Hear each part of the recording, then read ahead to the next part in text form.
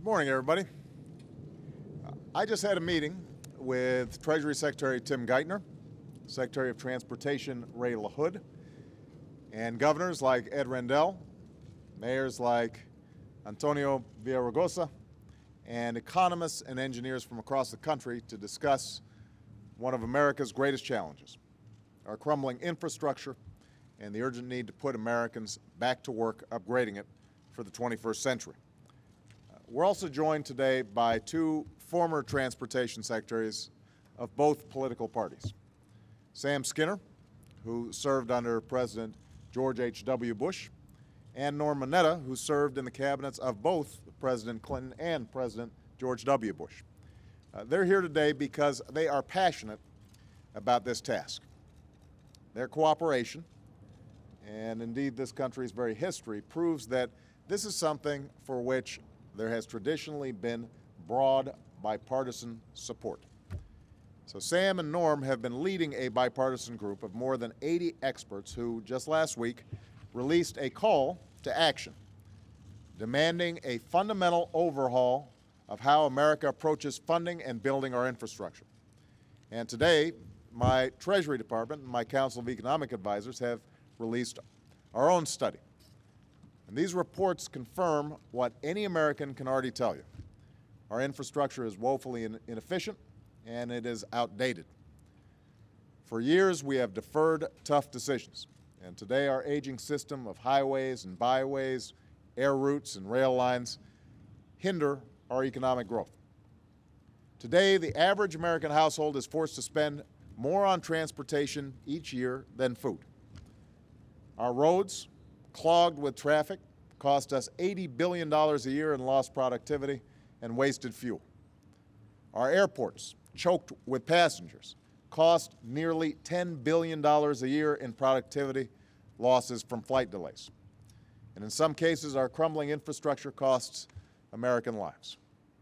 It should not take another collapsing bridge or failing levee to shock us into action. So we're already paying for our failure to act. And what's more, the longer our infrastructure erodes, the deeper our competitive edge erodes. Other nations understand this. They are going all in. Today, as a percentage of GDP, we invest less than half of what Russia does in their infrastructure, less than 1/3 of what Western Europe does. Right now, China's building hundreds of thousands of miles of new roads. Over the next 10 years, it plans to build dozens of new airports. Over the next 20, it could build as many as 170 new mass transit systems. Everywhere else, they're thinking big. They're creating jobs today, but they're also playing to win tomorrow. So the bottom line is our short-sightedness has come due. We can no longer afford to sit still. What we need is a smart system of infrastructure equal to the needs of the 21st century, a system that encourages sustainable communities with easier access to our jobs, to our schools, to our homes, a system that decreases travel time and increases mobility, a system that cuts congestion and ups productivity, a system that reduces harmful emissions over time and creates jobs right now. So we've already begun on this task. The Recovery Act included the most serious investment in our infrastructure since President Eisenhower built the interstate highway system in the 1950s. And we're not just talking new and restored roads and bridges and dams and levees, but we're also talking a smart electric grid and the high-speed internet and rail lines required for America to compete in the 21st century economy. We're talking about investments with impacts both immediate and lasting. Tens of thousands of projects employing hundreds of thousands of workers are already underway across America. We're improving 40,000 miles of road and rebuilding water and sewer systems. We're implementing a smarter, more stable, more secure electric grid across 46 states that will increase access to renewable sources of energy and cut costs for customers. We're moving forward with projects that connect communities across the country to broadband internet and connect 31 states via a true high-speed rail network. And what's more, a great many of these projects are coming in under budget. By investing in these projects, we've already created hundreds of thousands of jobs, but the fact remains that nearly 1 in 5 construction workers is still unemployed and needs a job. And that makes absolutely no sense at a time when there's so much of America that needs rebuilding. So that's why last month I announced a new plan for upgrading America's roads, rails, and runways for the long term. Over the next 6 years, we will rebuild 150,000 miles of our roads, enough to circle the world 6 times. We will lay and maintain 4,000 miles of our railways, enough to stretch from coast to coast.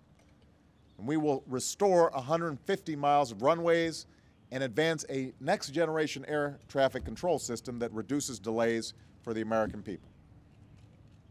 This plan will be fully paid for. It will not add to our deficit over time, and we are going to work with Congress to see to that. It will establish an infrastructure bank to leverage federal dollars and focus on the smartest investments. We want to cut waste and bureaucracy by consolidating and collapsing more than 100 different, often duplicative programs. And it will change the way Washington works by reforming the federal government's patchwork approach of funding and maintaining our infrastructure. We've got to focus less on wasteful earmarks, outdated formulas. We've got to focus more on competition and innovation, less on short-sighted political priorities and more on our national economic priorities. So investing in our infrastructure is something that members of both political parties have always supported. It's something that groups ranging from the Chamber of Commerce to the AFL-CIO support today. And by making these investments across the country, we won't just make our economy run better over the long haul, we will create good middle-class jobs right now. So there's no reason why we can't do this. There's no reason why the world's best infrastructure should lie beyond our borders. This is America. We've always had the best infrastructure. This is work that needs to be done. There are workers who are ready to do it. All we need is the political will. And this is a season for choices, and this is the choice between decline and prosperity and between the past and the future. Our future has never been predestined. It has been built on the hard work and sacrifices of previous generations. They invested yesterday for what we have today. That's how we built canals and railroads and highways and ports that allowed our economy to grow by leaps and bounds. That's how we led the world in the pursuit of new technologies and innovations. It's what allowed us to build the middle class and lead the global economy in the 20th century, and if we're going to lead it in the 21st, that's the vision we can't afford to lose sight of right now. That's the challenge that's fallen to this generation. That's the challenge that this country is going to meet, and with the help of these gentlemen behind me, and I hope strong bipartisan support, I have no doubt that we will meet these challenges. Thank you very much, everybody.